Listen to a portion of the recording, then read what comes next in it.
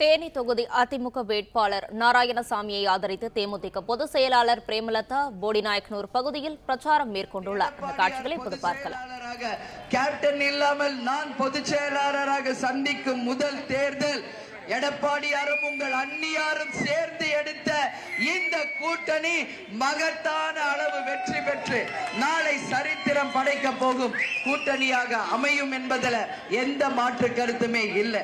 எனவே அண்ணன் பழனிசாமி அவர்களும் உங்கள் பிரேமலதா விஜயகாந்த் ஆகிய உங்கள் அன்னியாரும் ஆகிய நாங்கள் எடுத்த இந்த கூட்டணி மகத்தான வெற்றி பெற நீங்கள் அனைவருமே நல்லபடியாக சிந்திச்சு வெற்றி சின்னமா இரட்டை இலை சின்னத்திற்கு மகத்தான வாய்ப்பு இந்த தேர்தலிலே தரணும்னு சொல்லி உங்க எல்லாரையும் பார்த்து நான் இந்த நேரத்தில் இருகரம் கூப்பி நான் கேட்டுக்கொள்கிறேன்.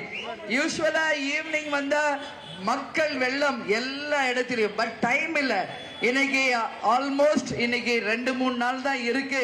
இன்னும் நான் விஜய் பிரபாகருக்காக ஒரு நாள் கூட போல, ஒரே ஒரு நாள் கூட போல. எல்லா பத்திரிகைக்காரர்களும் அத்தனை பெண்களும் ஆண்களும் என்கிட்ட கேட்கிறாங்க, ஏன் விஜய் பிரபாகருக்கு நீங்க போகலையா, நீங்க போய் பிரச்சாரம் பண்ணலையா?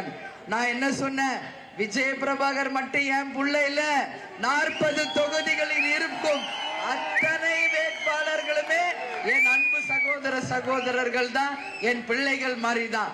அதனால ஒரு அண்ணியா இல்லாம ஒரு அன்னையாக இன்னைக்கு 40 தொகுதி வேட்பாளர்களும் உறுதியாக வெற்றி பெற வேண்டும் என்ற ஒரே குறிக்கோளோட அனைத்து 40 தொகுதிகளுக்கும் சென்று இன்னைக்கு தேனி பாராளுமன்றத்தில் உங்க முன்னாடி நிக்கிறேன்.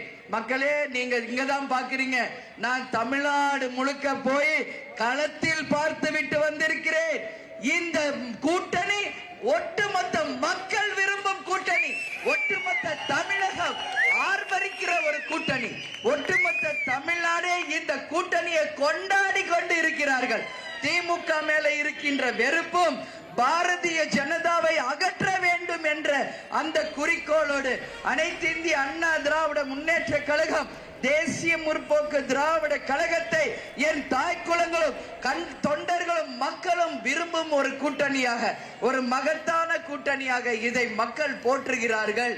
அதே கூட்டணி தர்மத்தோட அனைவரும் இணைந்து நாம் வேலை செய்ய வேண்டும். இன்னைக்கு எதிரணியில இருப்பவர்கள் 7 பேர் 8 பேர் கூட்டணி, அதான் பெருசுன்றாங்க.